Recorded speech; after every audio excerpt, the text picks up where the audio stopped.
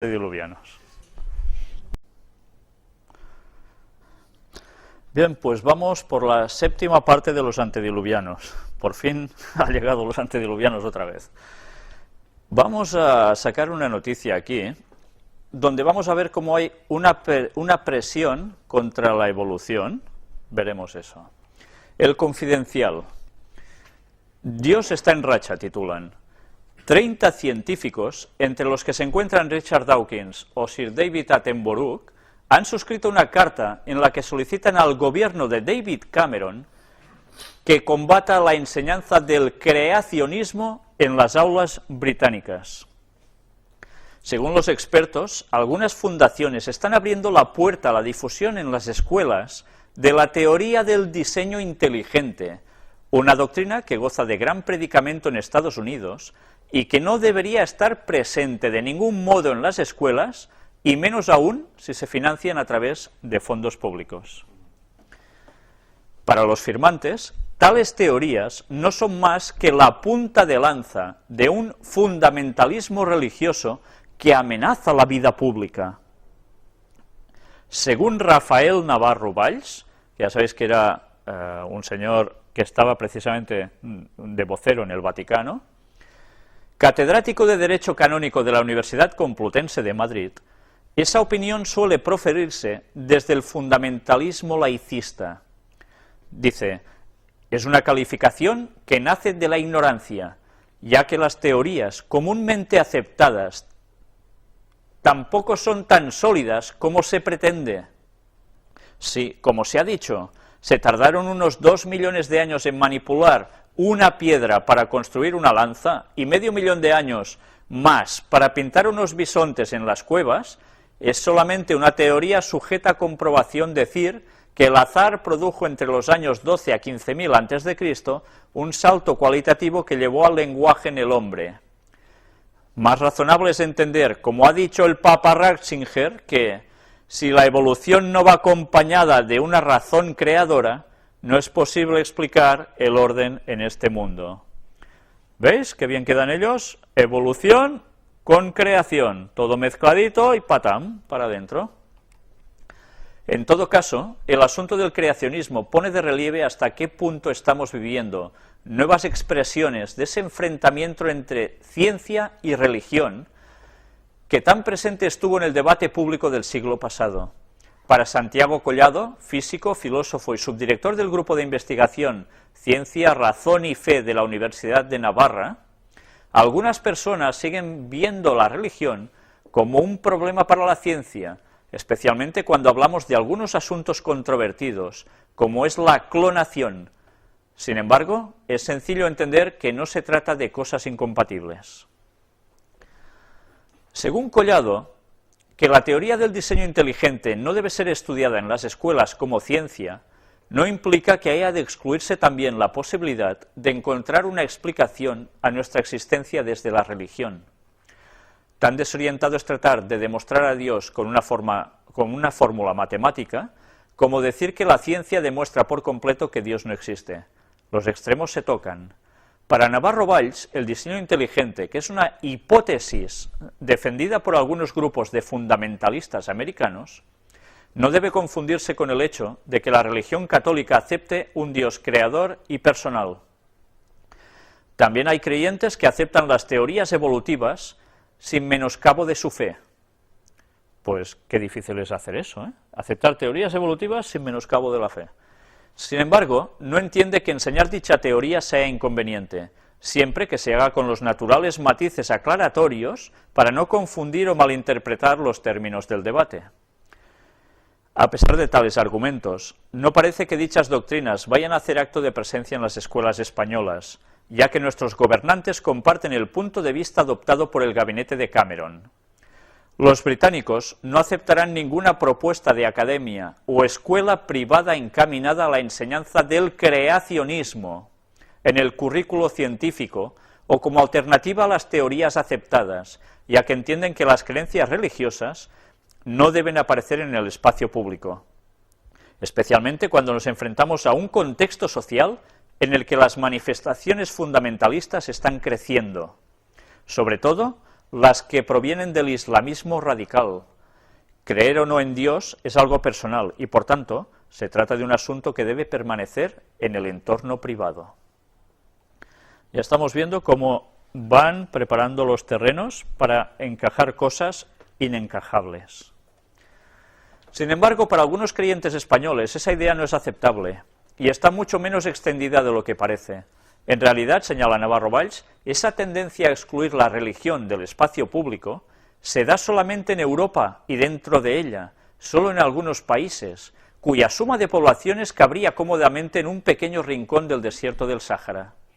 Esta posición no es realista, ya que en América, Norte y Sur, Asia, África y Oceanía, se acepta con normalidad que la religión es importante en la vida social y política. No es algo vergonzante que haya que mantener en oscuros arcanos privados. Por ejemplo, en la toma de posesión de Obama, este citó 4 veces a Dios. O cuando Kennedy concurrió a la presidencia de Estados Unidos contra Nixon, no temía que su condición de católico se convirtiera en un problema intelectualmente relevante. Lo que temía, y en parte se confirmó, es que las manipulaciones de una pequeña parte de sus adversarios políticos lo transformaran en una ominosa corriente de rencor subterráneo, haciéndole aparecer como un hooligan de la política.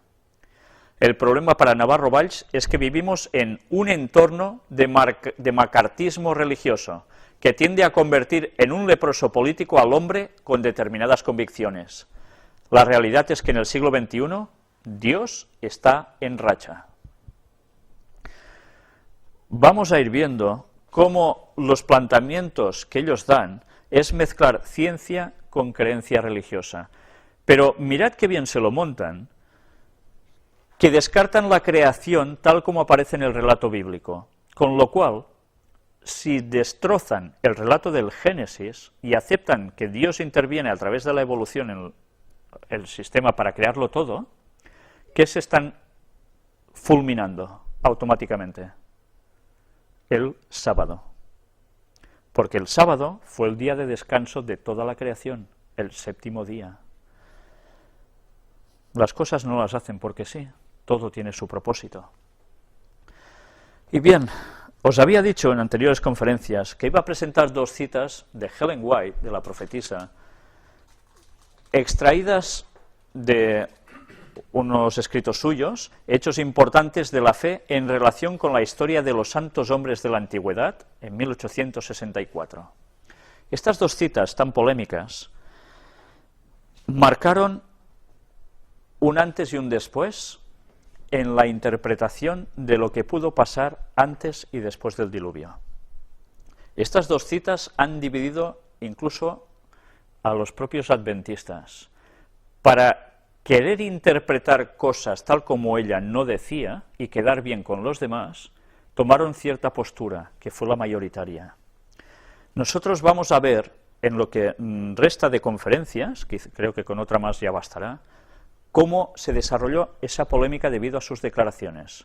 Estas 2 citas de ella aparecieron en sus escritos, pero después ya no se incluyeron en un cierto libro para evitar la problemática que conllevaron. Pero ¿sabéis una cosa? Vamos a ver cómo las noticias de actualidad le daban la razón a los relatos que Ellen White expresa que sucedieron precisamente en esos momentos. Vamos a ver estas famosas 2 citas. Una es referida a antes del diluvio. Sé que muchas personas las desconocen totalmente, y para otros que las conocen, vamos a ver si la interpretación que le daban era realmente correcta.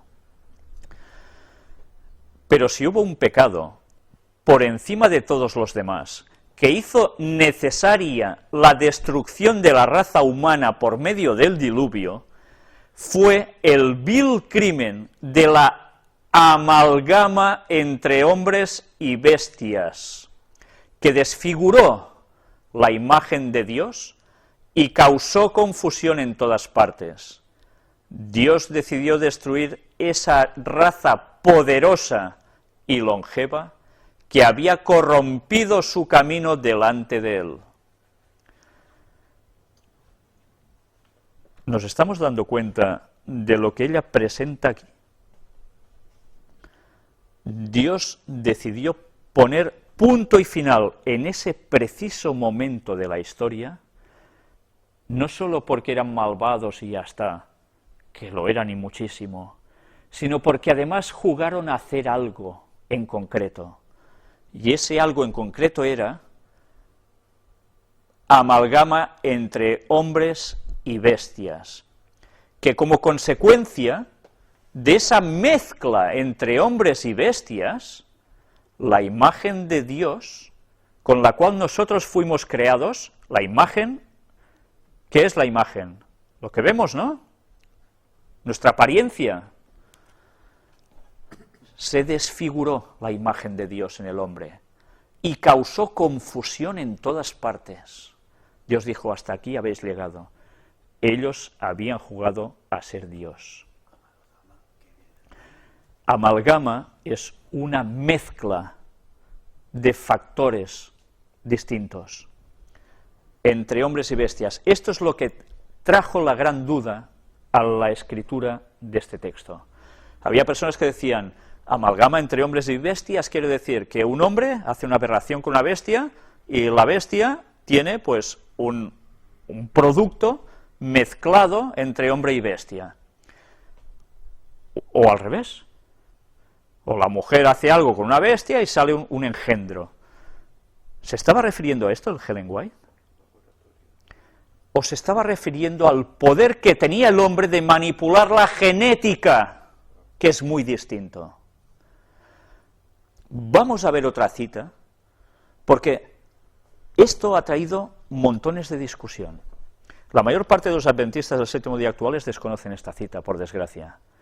Pero pensad que esta cita vamos a demostrar en lo que queda de conferencia sobre los antediluvianos que esto no son bobadas lo que hemos dicho. Pero vamos a ver la otra cita antes de seguir. Referida después del diluvio, no antes, después. Todas las especies de animales que Dios había creado fueron preservadas en el arca. Las especies mixtas que Dios no creó y que fueron el resultado de la amalgama, de esa mezcla, fueron destruidas por el diluvio. Algunos decían, los dinosaurios deberían ser una mezcla, por tanto, Dios los destruye. Bueno, ya vimos que había otras citas de Ellen White que no decían esto precisamente, sino porque era que podían traer problemas al hombre después del diluvio por cómo eran. Aquí nos está hablando de esas especies mixtas que Dios no creó, pero el hombre sí. Desde el diluvio ha habido amalgamas entre seres humanos y bestias.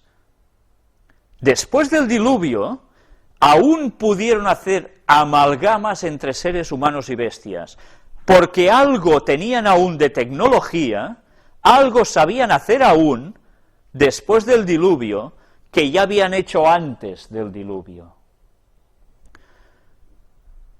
Y ella dice, como puede verse en las casi innumerables especies de animales y ciertas razas de hombres. Y gente dijo, ¿qué dice Ellen White? Es una racista, está acusando a la raza negra de ser quién sabe qué.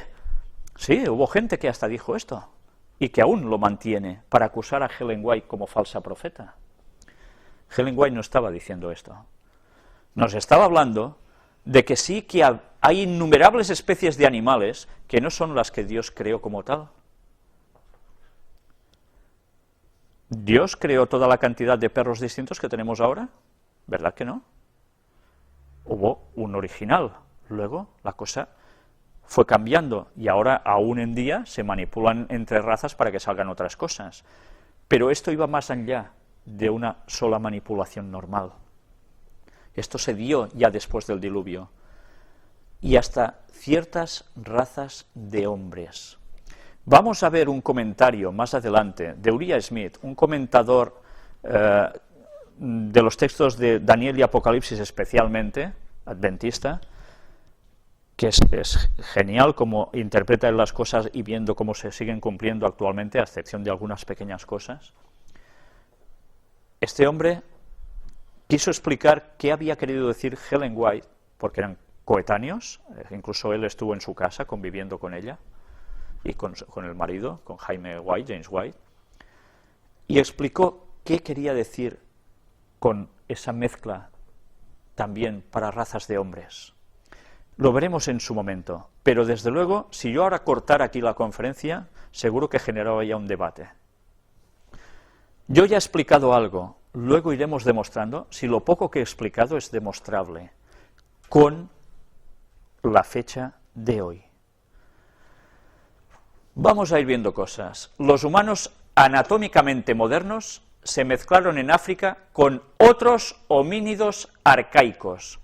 Resulta que empiezan a encontrar restos donde lo que parecen humanos estaban mezclados con homínidos arcaicos.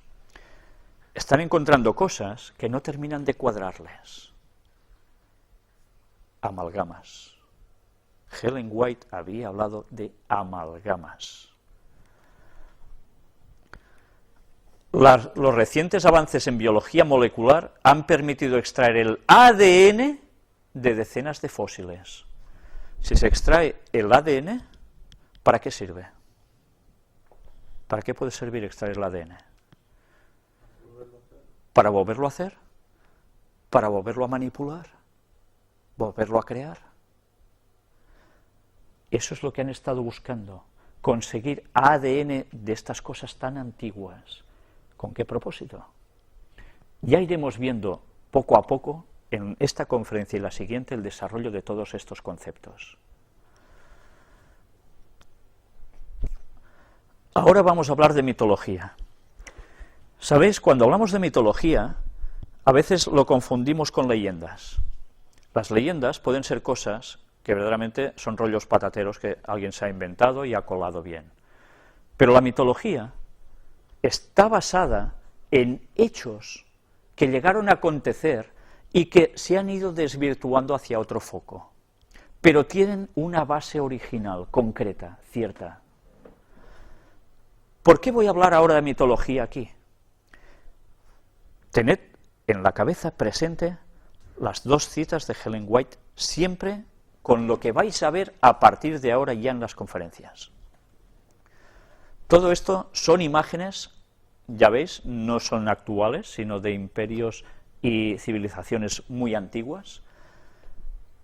Yo no sé si veis algo extraño aquí. Veis a un señor que de su mano, de cada brazo, cuelgan dos leones, parecen ser, pero ¿qué hay aquí en sus pies, a cada lado? ¿Veis unos leones con alas y cabeza humana? Dijimos que esto era representación de ¿qué? Hubo un imperio que lo representó así, en la profecía, Babilonia.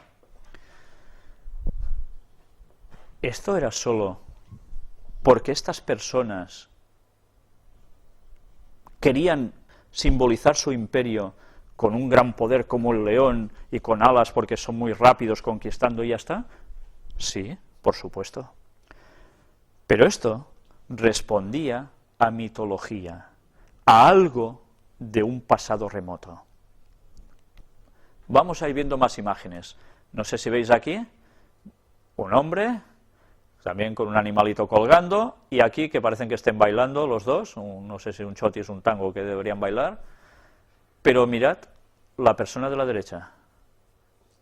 ¿Qué tiene en la cabeza? Unos cuernos, y no parece indicación de ser ningún casco. Curiosamente, aquí vemos lo que parece un sol en medio. Ya sabemos la simbología del sol para esas gentes, la adoración a su dios, Satanás, con distintos nombres, pero Satanás. Y todo esto formaba parte de ese entorno. Algo más. ¿Qué vemos aquí también? Uy, parece un dálmata, ¿verdad? Este perrito de la izquierda, pero un dálmata un poco extraño. Esto parecen dos alitas, ¿no? Un perro con alas. Qué cosas más tontas de dibujar tenían estos señores, ¿no? Inventarse un perro con alas. Vamos, también pintarían una vaca volando al final, ¿no? Bueno, pues ellos lo pintaron. Esta señora también tiene algo curioso en la cabeza, ¿veis? Era sencillamente un sombrerito, estos dos cuernos que le salen de aquí. Mitología egipcia, ya veis, una divinidad con alas. ¿Tiene su simbología? Por supuesto. Y aquí, este señor tan fuertote, él, con una pandilla de nabos colgando de la mano o algo parecido. ¿Pero qué tiene en su espalda? Alas. ¿Es un ángel, acaso? No, no es un ángel. Entonces, ¿por qué tiene alas? ¿Mitología? Lo mismo de antes. Esta señora, con sus alas, alrededor, le salen de sus brazos. ¿Qué veis arriba? El ojo famoso, que todo lo ve. Todo esto vinculado a esto otro. Otra vez, la señora con alas. ¿Y aquí qué tenemos? Una imagen de Lilith. ¿Sabéis quién es Lilith? En una de las conferencias lo traté, y especialmente en la ampliación de la conferencia número 1, que no aparece como la serie del Gran Engaño, sino que se encuentran en las conferencias de Castellón y de Aluche, que lo podéis encontrar también en la página de WordPress del Gran Engaño. Lilith, esta señora, también, ¿qué tiene detrás? Unas alas. Y a sus pies aparecen unos buitos. Ya sabemos símbolo de qué, de Lucifer, porque la señora Lilith, ya sabemos su relación en la mitología, de que esta señora iba por las noches a coger, sé que hay niños por aquí también, iba a coger niños y hacía sus cosas. Pero bien, además, esta señora se dice que hizo algo más, y era una sustitución, o ser la sustitución de Eva, la mujer de Adán.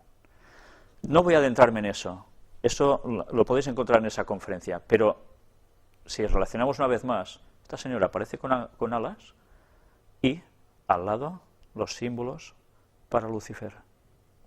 Una vez más, la misma relación.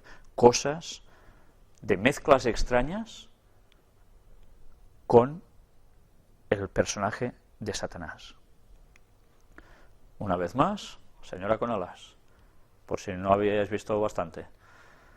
Y aquí, parece que lleve algo en la mano este señor, tiene dos pies humanos, dos patitas, su cuerpo, sus manos normales, sus brazos normales, lleva aquí, no sé si, no lo veo bien en la imagen lo que es, pero ¿y su cabeza? ¿Su cabeza es humana? No, es como un águila, ¿no? Mitología. Más mitología. Símbolo solar, lo que tenéis arriba, pero ¿y abajo? Anda, ¿os acordáis de antes que hemos visto unos leoncillos con alas y con cabeza humana? Bien, podríamos hablar sobre los conceptos que se tienen sobre la mitología. La mitología da nombre a ciertos dioses que ellos adoraban, o no, depende, como lo vieran, ¿no? Pero que tenían grandes características que a ellos los sorprendían mucho y tenían unos propósitos que cumplir, estos dioses. Vamos a leer solo esto y luego seguiremos avanzando. Mitología egipcia. Durante la época predinástica, divinizaron aquellos fenómenos naturales que les desconcertaban o infundían temor, de los que no conocían la razón de su proceder. Asociaron estas divinidades con las características de ciertos animales y los representaron con forma humana, aunque conservando rasgos zoomorfos, o sea, de animal. El halcón en el dios Horus, el elevado, dios del cielo, el perro egipcio o chacal del desierto, el guardián de las necrópolis, Se convierte en un dios protector, Anubis, el cocodrilo del Nilo, un peligro constante, en un dios temido, venerado en la región del Fayum, etc. Además, les atribuyeron conceptos humanos, como la relación familiar, por lo que se formaron tríadas compuestas por un dios, su esposa y su hijo. Y también pasiones humanas, por lo que se les rendía culto dando ofrendas en los templos a cambio de favores solicitados o recibidos. Es interesante ver esas mezclas que ellos hablan aquí. Claro, desde nuestro punto de vista actual de científicos, claro, estos son propiedades que ellos ponían a sus divinidades, las mezclaban y tal, pero claro, todo esto eran rollos patateros, no existió. Pero es interesante ver cómo aquí ya aparece que también formaron tríadas. ¿Tríadas qué es? Tres, ¿no? Compuestas por un dios, su esposa y su hijo. Trinidad. ¿Satanás hemos dicho que inventa algo? No. ¿Satanás qué hace? Copia, plagia. Satanás, en todos estos cultos, que en el fondo se le rendían a él, lo que estaba haciendo era copiar, imitar, porque quería ser como la Trinidad que él ha visto en el cielo. Por eso tuvo que inventarse esas tríadas, porque una vez más quiere ser como Dios. Aquí tenéis las principales divinidades paganas, ya veis que son bastante extraños en sus formas, y aquí tendríamos una descripción que no voy a leer de cada uno de sus dioses, porque ya veis que tenían un montón, pero que es interesante que os vayáis quedando más o menos con las fotografías, esas extrañas mezclas de lo que eran. Aquí medio gato, medio persona. Bueno, ya lo vais viendo. No voy a pararme en cada uno de ellos, esto lo podéis parar en vuestras casas. Se da la explicación de cada dios, esa simbología que representaba, etcétera, etcétera. Es muy interesante de ver, porque cuando ya sabemos todo lo otro, esto ya no pensamos automáticamente que solo eran bobadas, y cuentos de viejas cerca del fuego, sino que había algo más. Bueno, aquí una curiosa imagen también, no sé si lo veis, que hay en cada lado de este señor que aparece aquí, los ojitos famosos. Pues bien, vamos a seguir avanzando. Vamos viendo más cosas, más dioses, hay para todos los gustos y todas las formas. Siempre lo que tienen en la cabeza ese disco solar de adoración a Lucifer en todo esto. Y así van pasando uno tras otro. Este muy gracioso, que parece Pepe Pótamo. Pues bien, ahí lo tenéis. Pero ahora vamos a hablar de otro tipo de mitología, que ya no es la egipcia. Y aquí tenéis las cuestiones griegas, el Minotauro. ¿Qué era el Minotauro? Un señor con cuerpo de hombre, pero su cabeza de toro. El laberinto de Creta y el tributo de Atenas. Y aquí también nos habla del Minotauro, nos va explicando más cosas. Toda la historia que ellos cuentan al respecto. La llegada de Teseo a Creta, aquí también nos sigue explicando más cosas sobre el Minotauro, toda esa historia, las interpretaciones del mito, etc. Pero en la mitología también aparece Medusa, esta señora con una cabellera extraña, que esa cabellera son serpientes.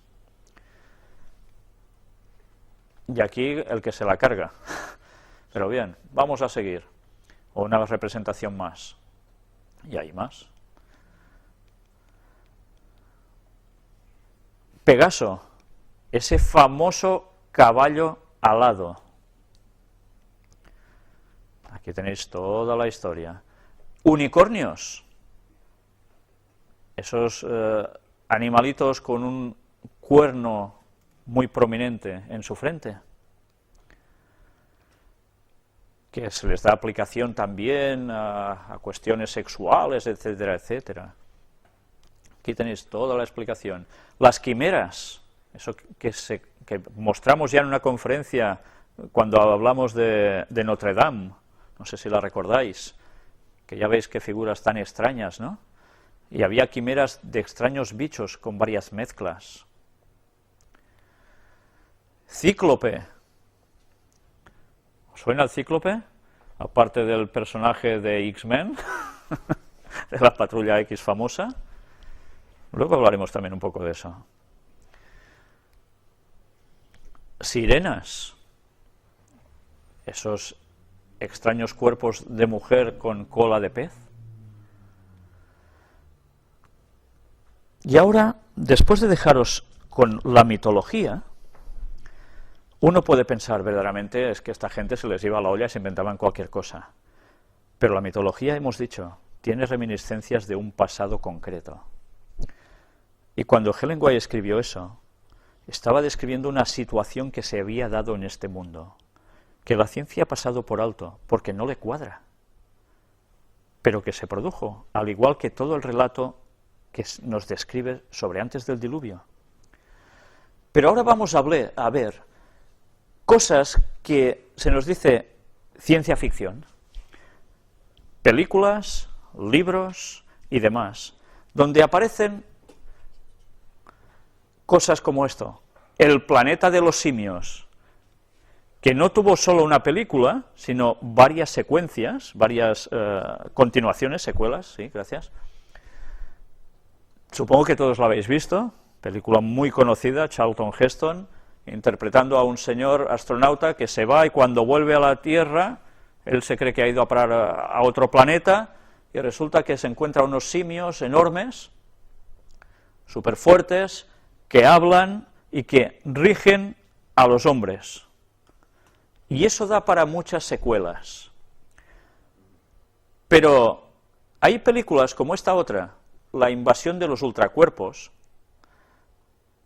que por cierto, si la veis, sabiendo todo lo que sabéis ahora sobre obeliscos y demás historias, veréis que continuamente van apareciendo imágenes en la película muy sorprendentes, que cuando yo era niño y vi esta película, yo debería tener unos 12 años, no percibí en esos momentos, alguna cosa así, pero ni mucho menos todo lo que la vi hace poco, precisamente haciendo un repaso para ver qué podía sacar de esto, ¿no? En esta película, que teóricamente nada tiene que ver con todo esto, quedaos solo con estas escenas que estáis viendo aquí. Hay una transformación del ser humano, porque viene un polvo cósmico, parece, que en verdad son alienígenas, que se ponen a hacer unas vainas al lado de los humanos, cuando duermen, y cogen su apariencia, etcétera, etcétera, y el otro muere. Y así van ocupando el planeta. Bien, es toda una trama tonta, ¿no? Bueno, tonta, pero que desde luego está muy bien hecha, ¿no? Pero hay una escena en la película bastante curiosa. ¿Veis aquí? En esta película va saliendo este señor tocando el banjo, parece ser un pobre hombre que va pidiendo y tal, con su perro al lado, y hay un momento en que este señor se queda dormido al lado de su perro. Sabían que si se dormía la gente terminaba mal. Es muy inquietante la película en este momento, pero cuando todo aparece, en una escena de la película de golpe, ha habido una mezcla de cosas, y aparece esta escena que a mí recuerdo que me impactó mucho con 12 años. Claro, ahora lo podemos decir, uy, qué cutre, ¿no? Pero claro, algo aparece como una mezcla. ¿Sabéis? Se dice de que evidentemente la mezcla entre hombre y animal no germina precisamente en algo que pueda tener vida, etcétera, etcétera, porque hay incompatibilidades de ADN, etcétera, etcétera. Entonces, ¿cómo se podían mezclar las cosas? Pues solo manipulando ADN. Vamos a ir viendo más cosas, porque veréis cómo lo que nos va transmitiendo Hollywood nos va a llevar hasta ese planteamiento. Vamos a ver ahora un tráiler en castellano sobre la última película que han sacado sobre el origen del planeta de los simios. Toda esa secuela de varias películas, viene otra, que salió creo que es este mismo año, si no recuerdo mal, y me gustaría que vayáis viendo qué va apareciendo aquí.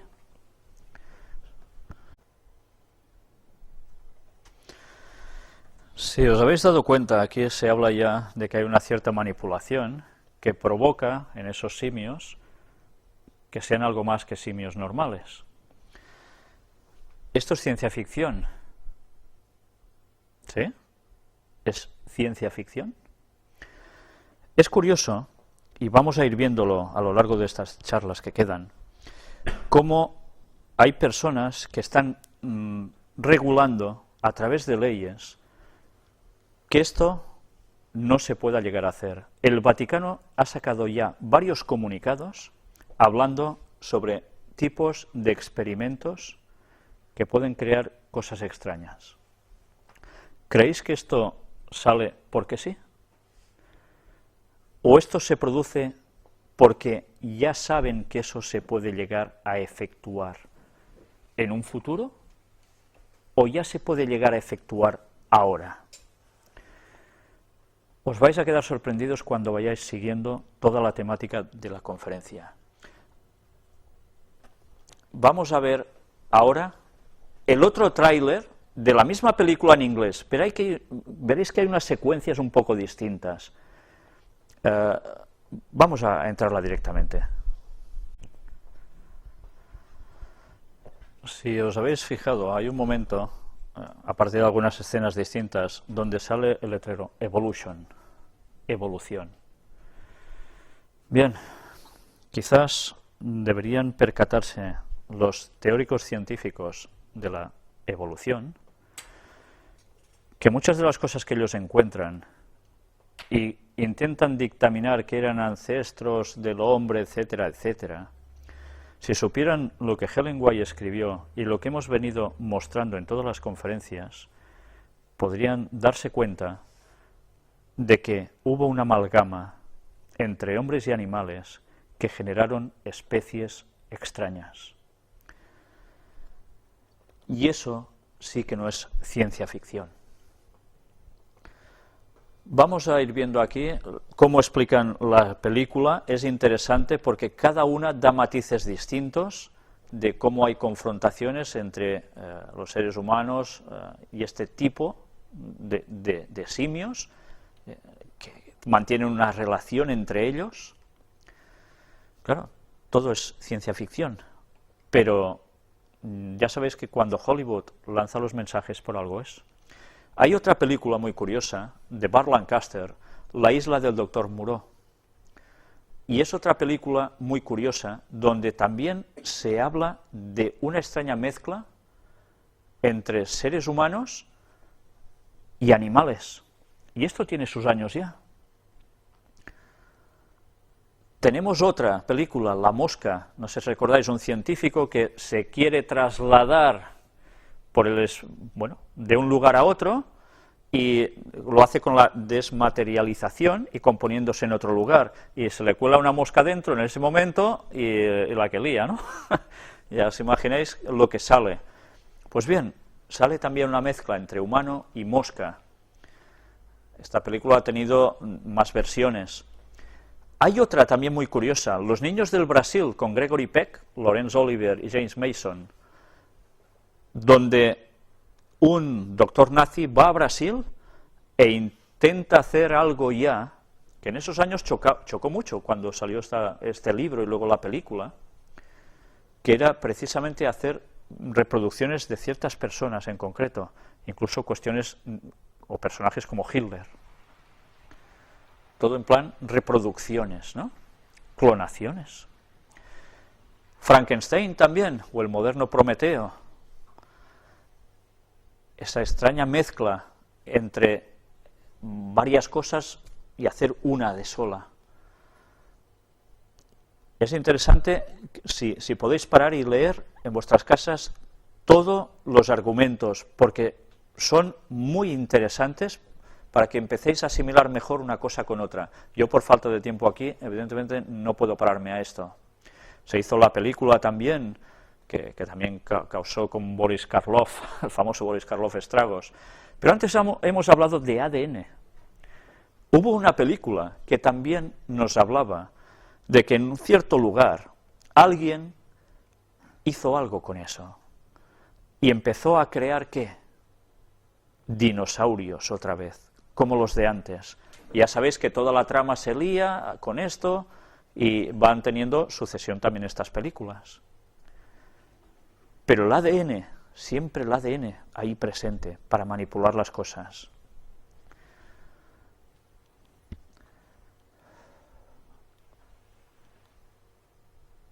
Bien, la colección definitiva aparecía de todo esto y que todo el mundo se empezó a dar cuenta de que podía llegar a ser.